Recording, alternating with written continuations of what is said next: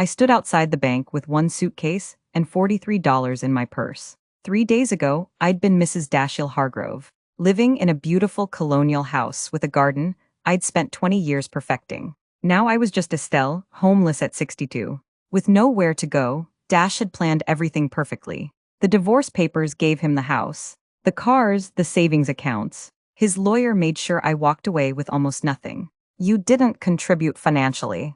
They'd argued in court, 35 years of marriage, of raising our children, of supporting his career. Apparently meant nothing. Sloane, his new wife, was probably redecorating my bedroom right now. I felt sick thinking about it. I needed to check if I had any money anywhere, any account I'd forgotten about. That's when I remembered the old card. My father, Wendell Thorne, had given it to me 40 years ago when I graduated college. "Keep this safe, Stella," he'd said, using his nickname for me. "Use it only when you truly need it."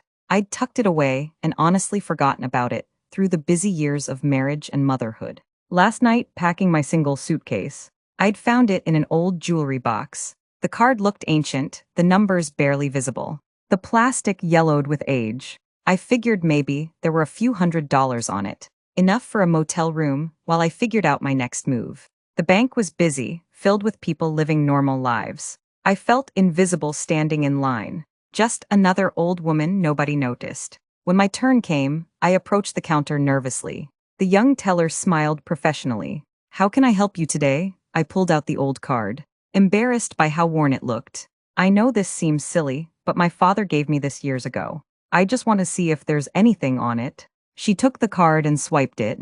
Nothing happened. She tried again. Still nothing. The magnetic strip might be too damaged. She said, "Let me get my manager." She walked away, and I felt my cheeks burn with shame. A distinguished older man approached, his nameplate reading, "Mr. Pemberton, Senior Manager." The teller handed him my card and whispered something. He glanced at the card, then at me, then back at the card. His face went completely white. His hands actually trembled as he held it. "Ma'am," he said, his voice cracking slightly, "could you please come with me to my office immediately?" The way he said it made my heart race. Was something wrong? Had my father done something illegal? Mr. Pemberton practically rushed me through the bank floor, past curious employees, into a private office. He closed the door and turned to me with an expression I couldn't read. Fear, respect, shock. "Ma'am, what is your father's full name?" "Wendell Thorne," I answered, confused by the urgency. "He passed away 15 years ago." Mr. Pemberton sat down heavily in his chair. He typed something into his computer, stared at the screen for a long moment, then looked at me like I was a ghost. "Mrs. Hargrove, I need to verify your identity very carefully. This is extremely important." He asked for my driver's license, my social security number, my mother's maiden name, my birth date. His hands shook as he typed each answer. The computer seemed to take forever to process. When the results appeared, he actually gasped. "Mrs. Hargrove," he said slowly, "I've worked at this bank for 32 years. I've never seen an account like this." My stomach twisted with anxiety. "What do you mean?" I asked. Mr. Pemberton turned his screen toward me. Numbers filled it, but they didn't make sense. Too many digits. "Your father established a trust fund in your name 63 years ago. When you were born, it was set up as a protected asset, accessible only by you, untouchable by spouses or creditors. The initial deposit was $50,000. He paused, watching my reaction. That was 1963. The trust was invested in a diversified portfolio managed by our wealth division, with compound interest and growth over 6 decades. He pointed to the bottom number on the screen. "The current balance is $8.4 million. The room tilted. I gripped the armrest to steady myself. "That's impossible," I whispered. My father had been a factory supervisor. We'd lived modestly, never wealthy, never struggling but never rich. How could he have had $50,000 in 1963? That would be worth hundreds of thousands in today's money. Mr. Pemberton pulled up more files. "According to the records, your father received a substantial settlement in 1962 from a workplace injury lawsuit. Instead of spending it, he invested every penny for you. The trust documents specifically state the funds cannot be accessed until you're over 60 or in proven financial hardship." He looked at me carefully. "You're 62. And based on your divorce records that are public information, you certainly qualify as experiencing hardship." My father had protected me, even from beyond the grave. Tears streamed down my face, all those years. My father had this safety net waiting for me. And I'd never known. He died when I was 47. And I'd never thought to ask about bank accounts or inheritances. There'd been no will reading. No lawyer contacting me. Why wasn't I notified when he died? I asked. Mr. Pemberton scrolled through documents. The trust terms specified no contact, unless you initiated it. Your father wanted you to live your life, without the burden of knowing about the money. He believed it would change how you made decisions. But he ensured you could access it the moment you truly needed it. Smart, protective dad, even 15 years gone. He was still taking care of his little girl. There's something else, Mr. Pemberton said, pulling up another file. 3 weeks ago, someone attempted to access this account. They had your social security number and claimed to be your financial representative. My blood went cold. Who? Mr. Pemberton showed me the inquiry report. Dashiell Hargrove, my ex-husband, had tried to find and access my father's account. We denied the request because the trust is ironclad. Only you can access it, period. But the fact that he tried suggests he knew about it. I thought back to the divorce proceedings. Dash's lawyer had asked repeatedly about any inheritances or family trusts. I'd honestly said no because I didn't know about this. But Dash had suspected something existed. Can he get to this money now? I asked, panic rising. Mr. Pemberton shook his head firmly. Absolutely not. The trust was established with bulletproof legal protections, specifically to prevent spouses from claiming it in divorces. Your father must have been a very wise man. He printed several documents. I'm going to set you up with our private wealth management team. But first, let me get you immediate access to funds. How much do you need right now? I thought about my $43 and homeless situation. Enough for a hotel room and some meals. I said quietly. Mr. Pemberton smiled gently. Mrs. Hargrove, you're a multimillionaire. Let's think bigger than a hotel room. Within an hour, I had a new bank card, a checkbook, and access to my accounts. Mr. Pemberton arranged for the wealth management team to meet me the next day. I walked out of that bank in a daze. The same bank I'd entered as a broke, desperate woman. Now I was wealthier than I'd ever imagined. My first stop was a real estate office. I'd seen a beautiful townhouse for sale near the park, the kind of place I'd always dreamed of. By evening, I'd made an all-cash offer that was accepted immediately. That night, I stayed in the finest hotel in town, ordered room service, and called my daughter Cressida. Mom, where are you? She asked worriedly. Somewhere safe, I said. And honey, things are about to change. The next morning, I met with Cordelia Vance, the attorney Mr. Pemberton recommended. I told her everything about the divorce, about Dash trying to access my account, about being thrown out with nothing. Cordelia listened with growing anger on my face. Your ex-husband committed fraud by attempting to access accounts that weren't his. That's a felony, she made notes rapidly. But there's more here. The divorce settlement was based on full financial disclosure from both parties. If he hid assets or income, we can challenge the entire agreement. She looked up sharply. Did your husband have any business dealings you weren't told about? I thought about all the business trips and private phone calls. I don't know, I admitted. Cordelia assigned investigators. Within a week, they uncovered what Dash had been hiding. He owned 3 rental properties in his business partner's name. He had offshore accounts I'd never known about. He'd been systematically hiding money for at least 5 years. Preparing for the divorce, the total he'd concealed was over $2 million. This changes everything, Cordelia said grimly. He defrauded you in the divorce. We're going to reopen the case and go after everything he tried to steal. But I had a different idea.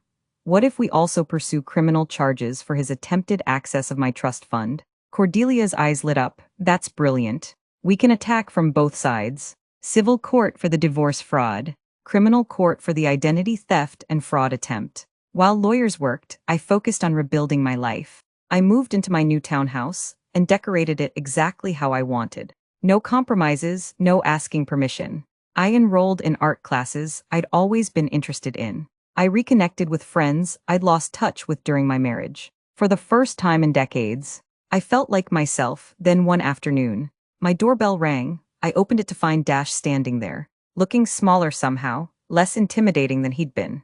Estelle, we need to talk, he said. Behind him, a luxury car sat in my driveway. Sloane waited inside, watching nervously. I almost laughed. No, we don't. I said, my lawyer will handle everything. I started to close the door. Wait, Dash said desperately. I know about the money, your father's trust. Estelle, we were married for 35 years. I deserve half of it. The audacity took my breath away. This man had thrown me out broke, had hidden millions from me, had tried to illegally access my protected account. And now he wanted half. You deserve nothing. I said coldly, and you're about to lose everything you stole. His face hardened. You can't prove I did anything wrong. I smiled, and it wasn't kind. Actually, Dash, my lawyers have proof of everything. The hidden properties, the offshore accounts, the fraudulent divorce disclosure, and the police have your attempt to access my trust fund on record. Identity theft is a federal crime. The color drained from Dash's face. You're bluffing, am I? I pulled out my phone and showed him the investigative report Cordelia had sent me. His eyes scanned the pages, growing wider with each line. Addresses of properties he thought were secret. Bank account numbers he'd never told me about. Meeting records with lawyers about hiding assets. How did you? He stammered.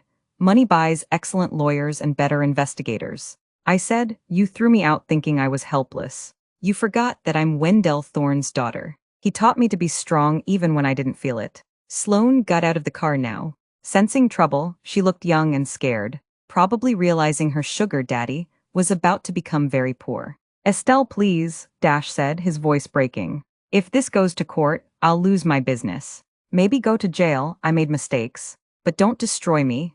I thought about the woman I'd been 3 weeks ago. Broken, terrified, homeless with one suitcase. I thought about 35 years of putting him first. Supporting his career, raising his children. I thought about him bringing Sloane to our home. To the bed I'd slept in. You destroyed yourself. I said quietly, I'm just making sure everyone knows what you did. Dash's expression changed from pleading to angry. I'll fight this, I'll tie you up in court for years. With what money? I asked. Your assets are frozen pending the fraud investigation. My lawyers are very thorough. The court cases moved quickly with so much evidence. Dash's criminal trial for attempted identity theft came first. The prosecution showed records of his inquiry at the bank, his use of my social security number, his attempt to claim power of attorney he didn't have. He was convicted and sentenced to 18 months in federal prison. His business partner fled the country to avoid charges. The civil case for divorce fraud was next.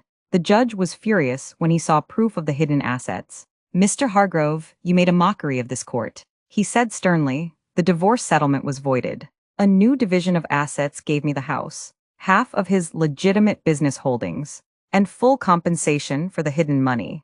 Dash was left with almost nothing. Sloane left him before he even went to prison. Apparently love isn't that strong when the money disappears. I heard through mutual friends that she moved to California with a new boyfriend. I didn't care, I sold the colonial house, wanting no memories of that life. Instead, I bought a cabin in the mountains and a small gallery space downtown. I started showcasing my art and work from other older women who'd found themselves later in life. My daughter Cressida and I grew closer than we'd been in years. She'd seen how her father treated me and was proud of how I'd stood up for myself. 1 year after that day in the bank, I stood in my gallery surrounded by friends, my art on the walls feeling truly free. Sometimes I visit my father's grave and tell him thank you. He'd given me more than money. He'd given me the means to escape, to rebuild, to discover who I was without someone controlling me. The trust fund wasn't just financial security. It was proof that I mattered,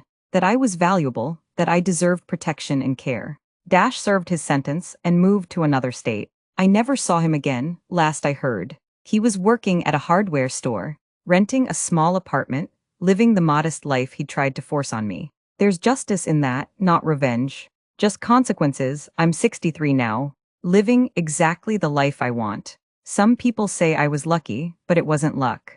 It was a father's love, careful planning, and my own strength when I finally chose to use it. Money doesn't solve every problem, but financial abuse is real and devastating. When someone controls your access to resources, they control your ability to leave, to choose to live freely. If you're in a relationship where you have no access to money, no knowledge of accounts, no ability to make financial decisions, that's not love. That's control. And if you're hiding assets from your spouse in preparation for divorce, understand this, the truth always comes out. Courts don't look kindly on fraud. Protect yourself legally, document everything. And remember that starting over at any age is possible. You are never too old to reclaim your life. Financial abuse affects 99% of domestic violence cases. If you suspect hidden assets in a divorce, contact a forensic accountant. You have legal rights to full financial disclosure. Organizations like the National Network to End Domestic Violence offer free resources. 1-800-799-7233. Before you go, I need to know something. What hit you the hardest? The betrayal. The moment everything fell apart. The twist you never saw coming. Drop it in the comments right now. And tell me what you want to see next. Medical fraud, family secrets, financial crimes, hidden identities. Your ideas become our next stories. If this story kept you glued to the screen, hit that like button. If you want more shocking true stories that expose the truth, subscribe and turn on notifications so you never miss what's coming next. Thanks for letting me share this story with you. The next one drops soon, and it's going to shake you even harder. See you there.